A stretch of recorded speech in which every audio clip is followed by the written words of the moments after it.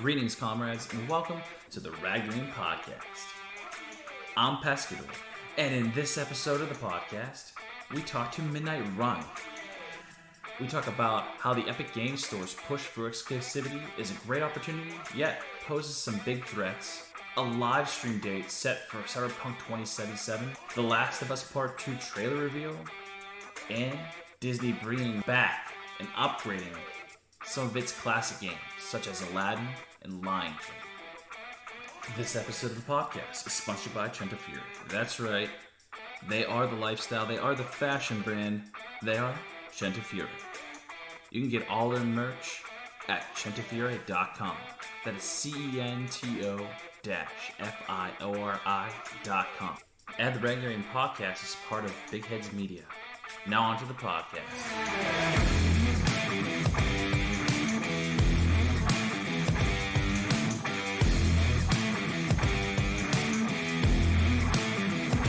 So, I probably want to start off with what we were discussing before this, just before we started recording, the Bandai Namco thing. I really find it interesting because we were talking about, I forgot it, Ubisoft, and how they're talking about how the Epic Game Store is not really a valid business model.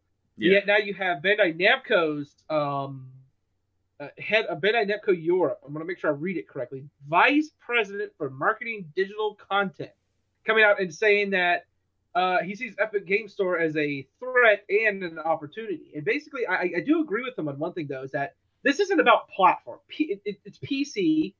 It's always been PC. It's not like, oh, you have this type of PC and this type of PC. I do agree with what he was saying about telling people that, oh, well, this is exclusive to here, but you can't get it from here. I mean, it's like if I went to Xbox, if I have an Xbox and I want to get an Xbox game, do you really ever see? I don't recall. Thinking back from memory, a game that's exclusive to one retailer. Have you ever seen anything like that? No, I don't think I can remember. I can't think of any retailer. No. Console, yes. Retailer, no. Yes. Yeah. A console exclusive, yes. That would make sense, depending on what it was developed for. But this is telling a whole users of PC, hey, you now have to have a Steam, a Ubisoft account, an Epic Game Store, and the one that we actually so amazed that it still is around, Origin, which I was actually amazed that still even exists to this day. Yeah, I still think they gave up, though. I really do. Yeah, but I do think that he did kind of backplay just a little bit by saying, "quote It's fantastic that they have a lot of strength and users. The business model is attractive to us, but because it's more profitable. But still, their interest is, if I'm correct in understanding, exclusivity."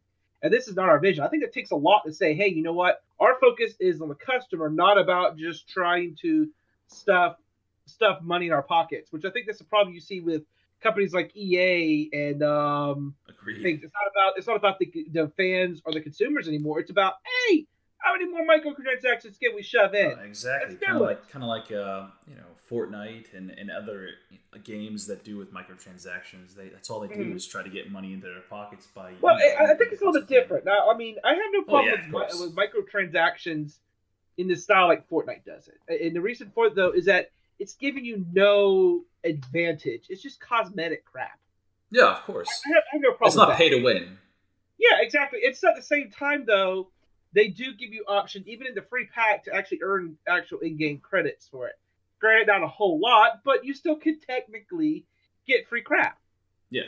But the problem I have is when you have companies that go into the play-to-win, mentality, or they, I mean, I was going to say lock characters behind paywalls, but I mean, they kind of put DLC characters in that. I probably wouldn't group that, but I'd probably say when you make pay to win, that's the type of things that really boil my blood more than anything else. Well, it's not even like pay to win technically, but there's also like pay to entry barriers, kind of like yes. Have you ever played Rainbow Six Siege? Yes, I have. I have not played it in years, but I've been reading up a lot of the crazy stuff they have been doing. It's just more or less the fact that I remember when I first bought the game, I bought the starter edition, and I didn't know that by doing so, you kind of screw yourself over because when you buy in that small of a level, you have to get so many points to unlock the next character, And because I only I got, get what you're saying. Yeah, because I only got like that Maybe like level. a starting advantage kind of thing. Yes, it was awful because like if you bought I don't remember what the next I guess edition or expansion or whatever it was called, technically the next step up from the starter edition, the normal game, they actually gave you like a huge break and it cost less points to buy the next character. So like my friend was he unlocked like 4 or 5 characters and I only unlocked 1 at that point in time and we played the same amount of games because of like it was like a barrier entry kind of. It was so obnoxious.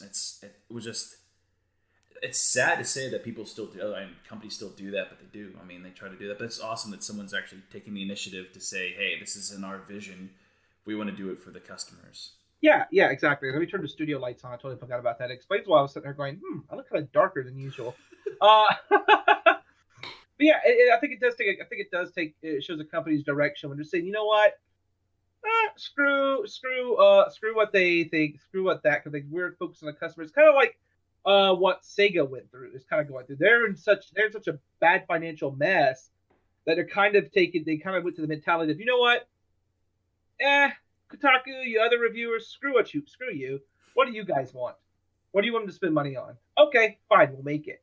And I think that's kind of what led to us getting such a great game, such as like Sonic Mania, which was created by actual fans. Yeah. That Sega brought in to actually create the game. I mean, otherwise we probably wouldn't have gotten anything even remotely similar to that. And I mean, it was a great quality game too. I think it's such a great time to be alive for a gamer in general, just because there's so many options for games out there, and also a lot of communities are heard by certain gaming companies, and it's actually crazy to think that you have a basic say so in some games that are made, not all games obviously, but the possibility of even doing it and then like saying, hey, can you change this because this would be so much better, and people actually hearing you doing it, taking the initiative.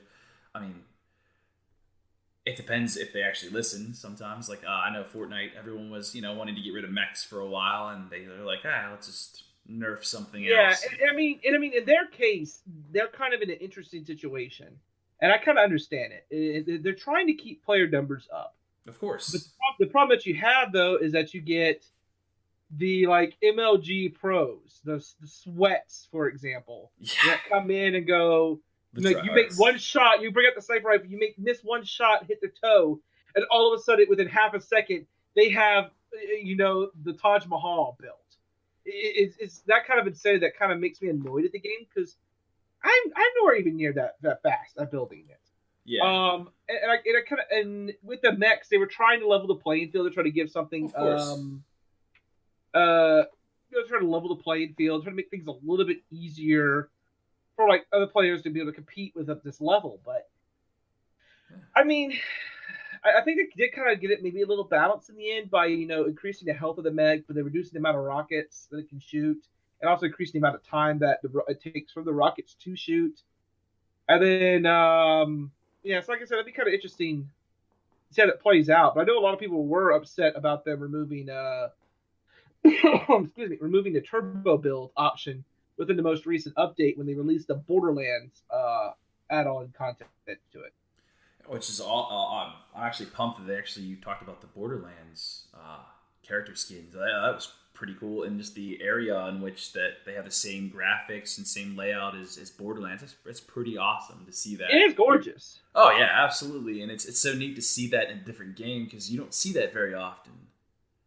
You don't see people like take some other game and place it in another game. It's just such a neat concept. It was a great tie over, and it kind of it wasn't lazy kind of writing because in that situation they're explaining that somebody set up these like little devices that are manipulating the world. That's where you have like the asteroid that's frozen in time. Yeah. Tilted Town is like Tilted Towers in the Wild West, and then another area is being overrun by a zombie infestation that apparently happened before it became Mega Mall. And then now you have a person. Then there's another area they screwed up and it's deleted. It's just basically a hole in the ground. Yeah. And then you have accidentally the same person brought in a whole nother world. So I think it was kind of cool, especially when you run into it. Everything changed, the art style, everything. It's kind of cool. I mean, it would have been kind of cool maybe if they could have brought some of the Like, if you're in it, the AR has like the same kind of design as it does in there. It'd been kind of cool to see that. But I mean, I can't blame them. I mean, I love playing Borderlands. I grew up kind of playing Borderlands when it first started, and it was to me concept. The art style was so different, and to see that in a different game pumps me up so much. It's just a classic game like Fortnite now. I mean, it's unreal. But talking about classic games, I actually wanted to talk about Disney bringing back Aladdin and Lion King. Oh gosh, yes, that's good. That's a great one, man. Because it's been when was it released? Let me look that up real quick. I know it was the early 1990s. That's when I was a kid, very young. Yeah, it was released. Grew up on it. I love. Why did I go to Bing? Of course, I'm not going to find the answer in Bing. No. Yeah. What do you eat? Oh man. Well, I'm actually using look at that.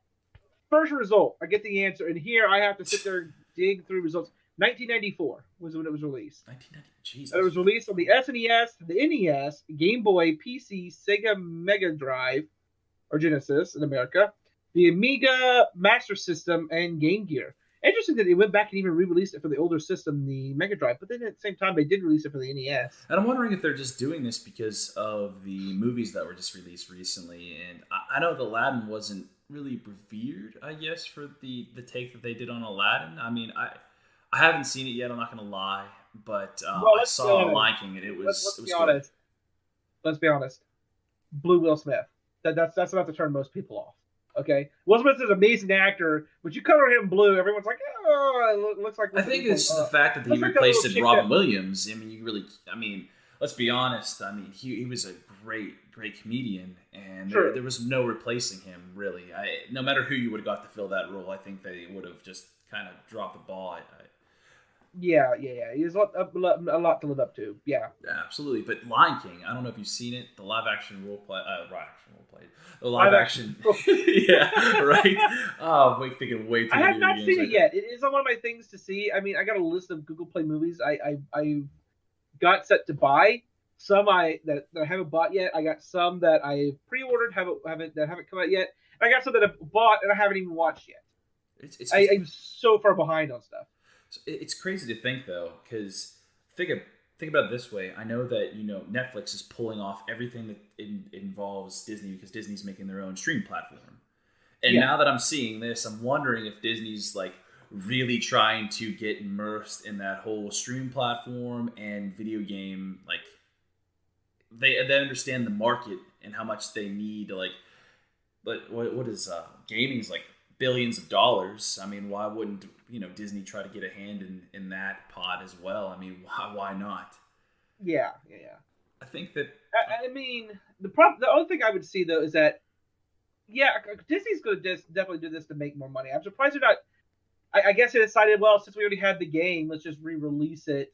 Yeah. I'd be curious to see how much work they're actually going to put into it. Yeah, I don't know. That would be the curious thing. If it's just going to be a straight port, if it's going to be a port with microtransactions, if it's going to be as bad as the Doom port that just recently came out, and they had to go back and patch out the requirement to play a game that has been out for years that requires you to log into an internet account and always be online to play. It's going to be interesting to see how Disney pulls this off, because Disney is a company that's always been about, how much money can we make today, kids? Yeah, I mean, they do a really good job at what they do, and I've seen they've touched upon many movies, and they've done a really good job of remaking them, and they changed the movies that we knew and grew up with and loved, and they really changed it. And I like the Jungle Book. The Jungle Book was awesome. I didn't really care for the cartoon version of the Jungle Book, but the new one they just came out with was really good. It was actually good. And even the Lion King, I love the Lion King 100%. I knew every single line. When I went to go see this, they changed quite a few things, and I thought I was going to be really upset about it, but the new artistic take on some of the characters and the way that they present themselves in the film was awesome. Loved it. So I'm wondering if they're going to actually take that care and consideration and put it into an actual game, because if they don't do this right for these two games, because I love these two games. These two games were awesome when I was a kid.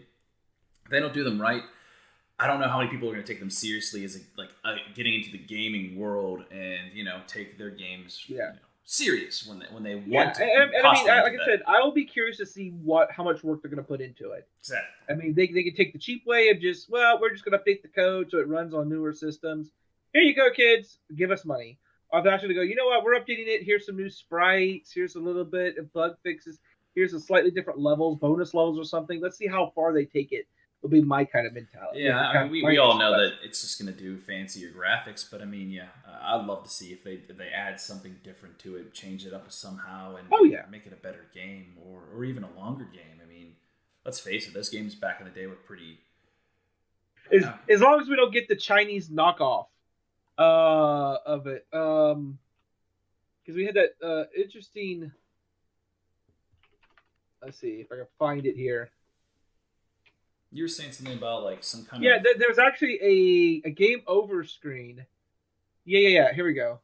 So it had some of these strangest game over screens of any game over. There was a Chinese knockoff trying to take advantage of it. I'm trying to get the video to pull up here real quick. I think someone uploaded them. Here we go. So like when you play as like Timon in this game, he basically buries his own grave and puts himself in his own grave. It's just like, okay, what? And then there's another one of where Simba hangs himself. It's like, what? Oh my god, I see it in the background. That's horrible. It's like why would this company make this? And it was a Chinese knockoff one. And then oh god, Pumbaa jumps into a boiling pot of water like he's soup. So it's just like, okay. Yeah, obviously, I mean, that's not socially acceptable. I'm sure that, you know, that won't stand for today, obviously. But I mean, no. And plus, I don't think we're in the age of bootleg SNES games like we were back then. But. Yeah, it's interesting to think about it though, because there were so many knockoffs when we were kids, at least for like this type of games. God. It's crazy. I mean, there's no knockoffs like crazy for toys and everything. Yeah. You just take a look at this. Did you see the what was it? Growing up, Legos, and then they had their knockoff version was like Mega Bloks or something like that. There's another one. Don't you mention it? I'm glad you did. There's another one in this getting a movie. I kid you not. What is it? Are we talking about Disney movie here? Or are we talking about Playmobiles? You remember Playmobiles? I can't say that I do, honestly. So Christ. Let me see if I can get you the video to pull up here. But basically, it was a Lego clone, and I think they're Canadian, maybe. Let me see if I can look them up here. Lego clone. Yeah, and then the success of the let's see. Is it toys made by? Okay, I think we pronounced that name. It's a German knockoff of Legos. Oh, German knockoff of Legos. And they are literally, and I kid you not, are actually getting a movie made because of the success of the Lego movie. Wait, they're doing that? Like, this is an actual thing that's happening? Yes. This is actually happening. Oh man, that's ridiculous. I mean, when you look at it, it's like, okay, this is Legos and just have a slightly rounder head. It is. I think I know. I think I know. Like the actual like not. I think I know the layout of it now. Now that I think about it, now you said that they have a rounder head. They're like Legos. Oh my goodness. I was trying to remember who. Oh yeah, I do remember this. They have like a really weird neck too. Yes, because they actually have necks on them, and it's like really oddly shaped. Yeah, you're right. Okay. I got what you're saying now. Okay.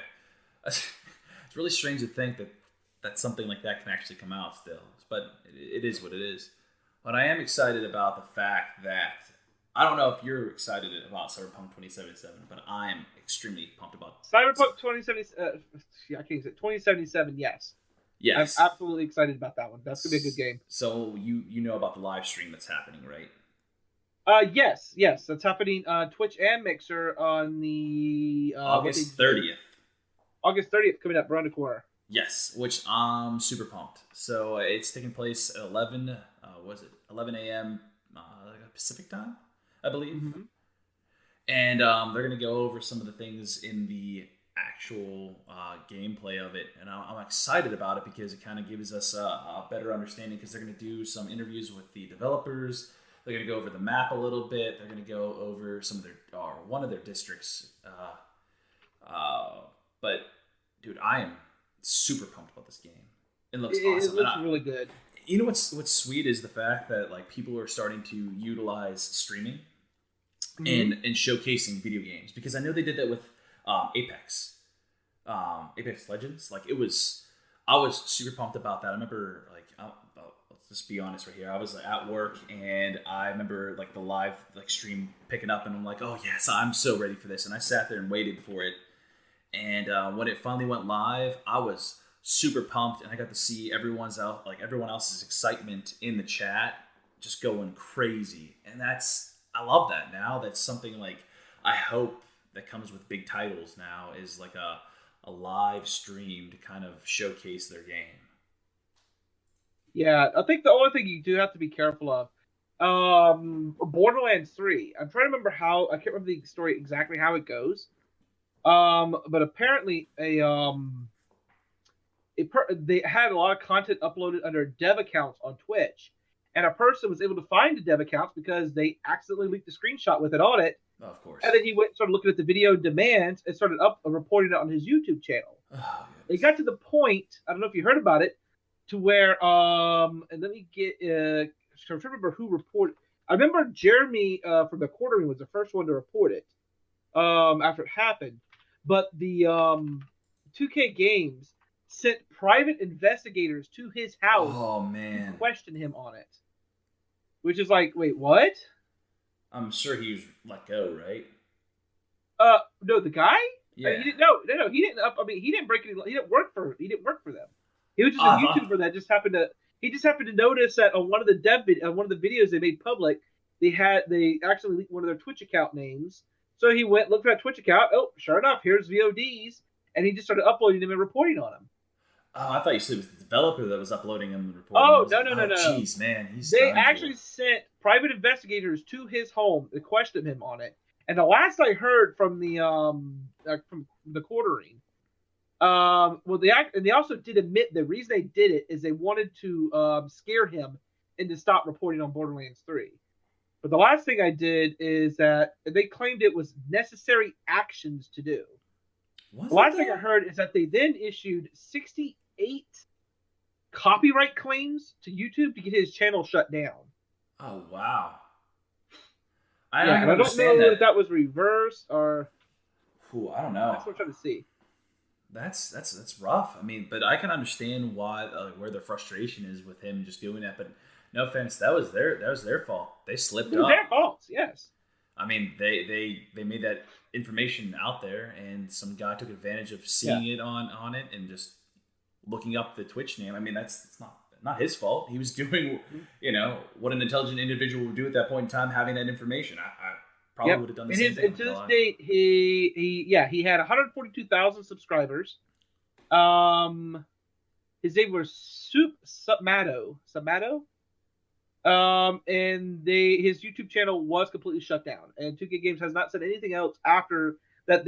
Afterwards, they did admit that they did send him to his house to try to scare him and intimidate him. Yeah. But after that, they never did say anything else. So I mean, that's kind of the reasons why I played Borderlands 1 and 2, loved it. I'm skipping Borderlands 3 for that. You boycotting it? Is that what you're saying? Yeah, I am. I mean, there's a way to handle stuff like that. You could have easily just went, hey, listen, dude, this was accidentally uploaded. Could you take it down?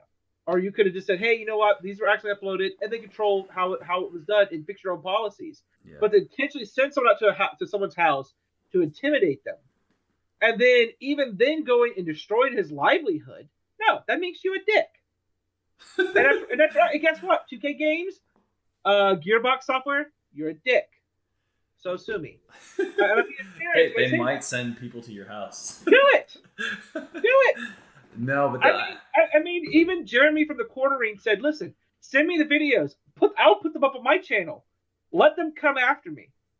That's what he said. So I don't think the guy ever sent the videos, but he was going to re-upload his content to give the guy credit. He's like, "Going, let them come after me. Let them try to strike me because I will take them to court." And I think that I was actually going, "Please, God, above let Jeremy get these videos because I really want somebody to stick it to them for that. I don't understand how they have a case here to shut down his content because, I mean, that's their fault. They slipped up.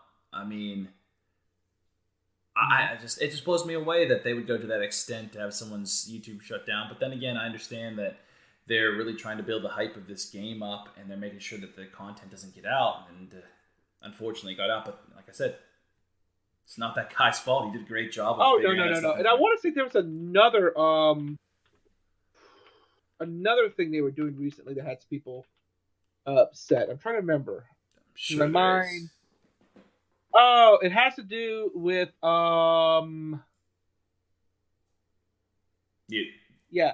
Okay, so there's more updates on that.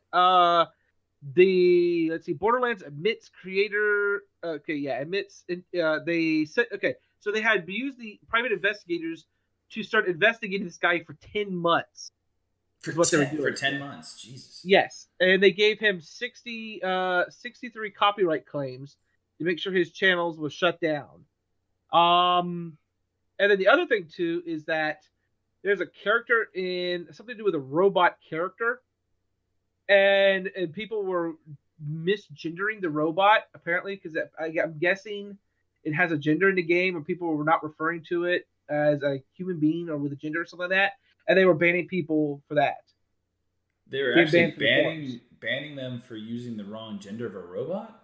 Yes. Wow.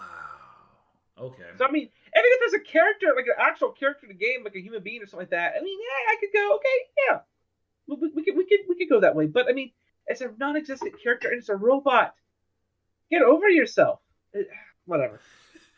But I mean, it just seems like here's Borderlands 1, here's Borderlands 2. Now everyone's gone on the wacky train, and we're down to Borderlands 3. It's just like, yeah, okay. And then and if I remember correctly, they even got rid of the voice actor Claptrap too. They did. They replaced them. Mm-hmm.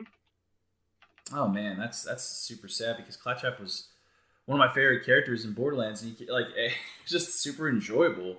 The comedic relief you got from Claptrap was just awesome. Oh yeah, God, it was great. Now he's annoying as hell in Fortnite. He's a backpack item. Yeah. And then when you're running around, there's one over there, shoot it! Bang, bang, bang, click, click, click. I'm turning around like, where is it? And then it could be nothing there. I'm like, oh, you little prick. That's exactly why Fortnite has nothing to offer me anymore, man. I gave up that game a long time ago. Just go to the Epic Game Store and get Trover Saves the Universe and enjoy yourself. Yeah. But there is one game that I'm really excited about besides Cyberpunk 2077, and that is The Last of Us Part 2. And Last of Us Part 2, yes. The trailer reveal for it. Did you get to sit down and watch it? I have not. I think it was at work when when it came out to it.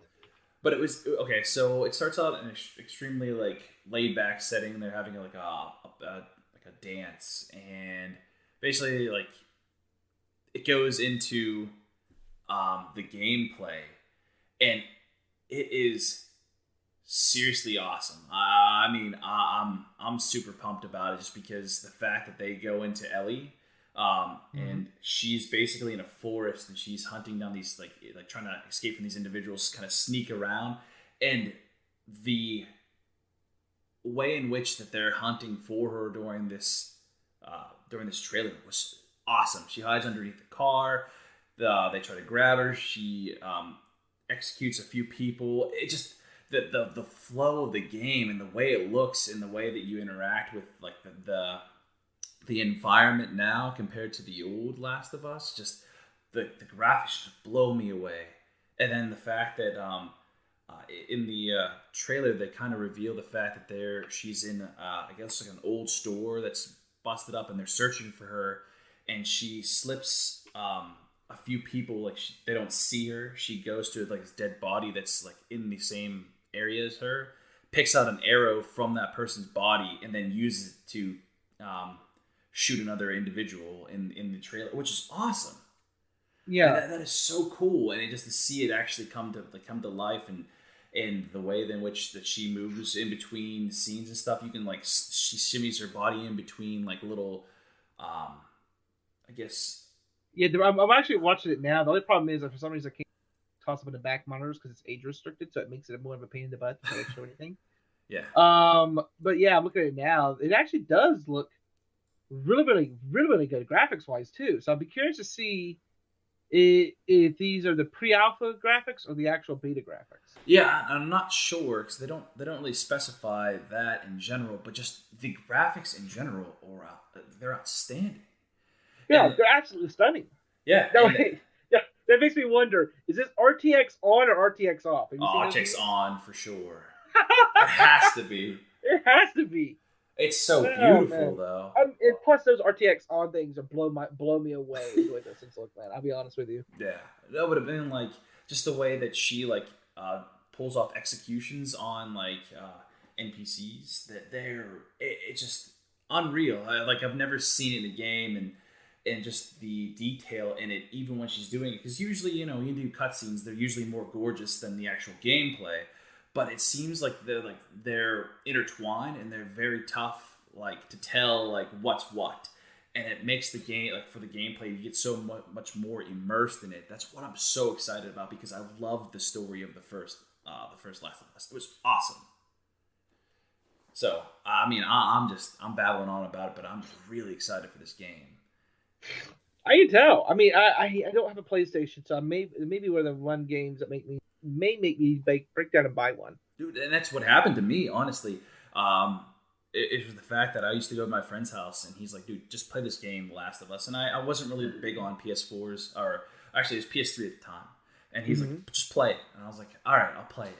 And I literally played all night when he slept. I played the game all night. I got as far as I can, and I would literally go over his house as much as I possibly could to finish that game. That's how much I liked the game. And then I ended up getting a PlayStation just because of how amazing that that was the first game I bought. Well, actually, I bought the Red Dead bundle, but I did buy this game. That was the first or second. I think my fiance actually wanted to get Spyro. I bought 3 games that day, or got 3 games that game. Whatever. Yeah, but The Last of Us was definitely the one. The one was remastered, so I was super pumped about that game. But that game's awesome. But with that said, I was looking at the dodging mechanics in it too. That looks really good. The problem is, I'm just curious though because I don't see it as quick time presses. There is a quick time press I did see in the trailer actually. I'm wondering how they're gonna pull it off. If it's press X quick, or is it gonna be how Batman Arkham series did it? You press a button at a certain right time and you can dodge. So I'll be interested to see how they do that or implement that mechanic. Yeah, I don't know because I know they did counters in the other one. You can counter people trying to throw punches and stuff, but I don't know how it's gonna work in this game because it does. The way that she dodges things in this game is very very agile. It's not scripted. You know what I'm saying? You can tell it's kind of I don't know. It's hard to explain, but the way that it flows is so much different from the first Last of Us. That's why I'm excited about this because it just looks so good. No, but he's an excited boy. I am. Games like that excite me. I'm super pumped for Cyberpunk 2077, The Last of Us Part 2. Yes. Those are the 2 games that I'm actually really looking forward to. But the one that's probably high on my list at the moment is Cyberpunk 2077. That's probably the highest one on my list. I've been kind of interested in that one for a while. I just want a good RPG. That's what I'm looking forward to. I just want a really good game that I can get immersed in, build my character. I'm super excited about it. So, regardless of what it is, I'm ready. And thanks for listening to this episode of the Rad Gaming Podcast. Be sure to rate and subscribe to us on iTunes, Spotify, or anywhere else you listen to podcasts. I release a new episode every Wednesday. And as always, stay rad, comrade.